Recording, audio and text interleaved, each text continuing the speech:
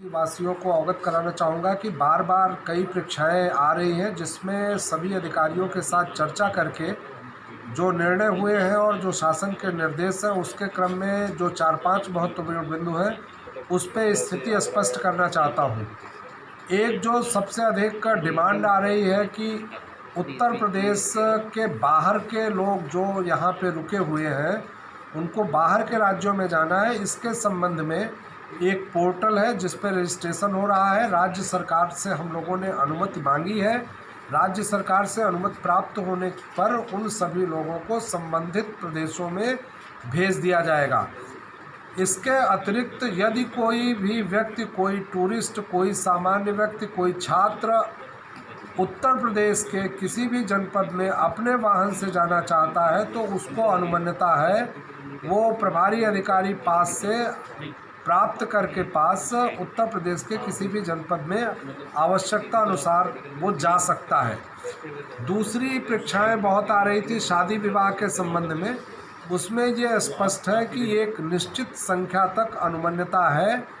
नगरीय क्षेत्र में नगर मजिस्ट्रेट, ग्रामीण क्षेत्रों में उसको उप जिला मजिस्ट्रेट अनुमति दे रहे हैं। सभी संबंधित शादी ब्याह के संबंध में एप्लीकेशन दे करके तत्काल अनुमति प्राप्त कर सकते हैं। इसमें कोई कठिनाई किसी को नहीं होगी। ग्रामीण क्षेत्रों की लगभग सभी दुकानों को खोलने का निर्णय लिया गया है। ग्रामीण क्षेत्रों में जो भी आवश्यक वस्तुओं की या कृषि से या किसी से भी संबंधित जो दुकानें हैं वो दुकानें खुलेंगी। निर्माण संबंधी कार्यों में जो भी प्रार्थना पत्र मिले हैं उनमें एक शहर का हॉटस्पॉट एरिया और कंटोनमेंट जोन तथा एक कुछ प्रतिबंधित एरिया को छोड़ करके जो एरिया है उसमें निर्माण संबंधी कार्य भी अनुमन्य है। एजेंसियों को कहा गया है कि निर्माण संबंधी कार्यों को करें, चाहे उसमें NHAI का हो, PWD का हो या कोई प्राइवेट व्यक्ति हो, वो भी कर सकता है काम। उससे संबंधित जो गोडाउन्स हैं, जैसे सीमेंट रखने का गोडाउन है, सरिया रखने का स्थान है, तो इन सब को भी खुलने की अनुमति दी गई है। उसमें केवल शर्त ये है कि जो भी इस तरह के निर्माण कार्य होंगे वो GM DIC के यहाँ अपना प्रार्थना पत्र प्रस्तुत कर देंगे और संबंधित थानाध्यक्षों को अवगत करा देंगे। तीसरी चीज़, इंडस्ट्री के बारे में भी निर्देश मिला है।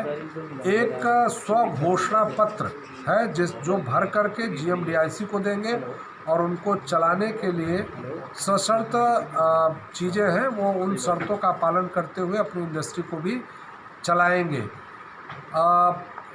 मेरा ये अनुरोध है कि यदि किसी को इस संबंध में कोई भ्रांति होती या कोई स्पष्टीकरण होता है तो वो GM DIC के मोबाइल नंबर पे जो प्रेस विज्ञप्ति के माध्यम से दिया जा रहा है तथा जो हमारे कंट्रोल रूम का नंबर है उससे जानकारी कर सकते हैं, अपनी समस्याओं का निराकरण करा सकते हैं।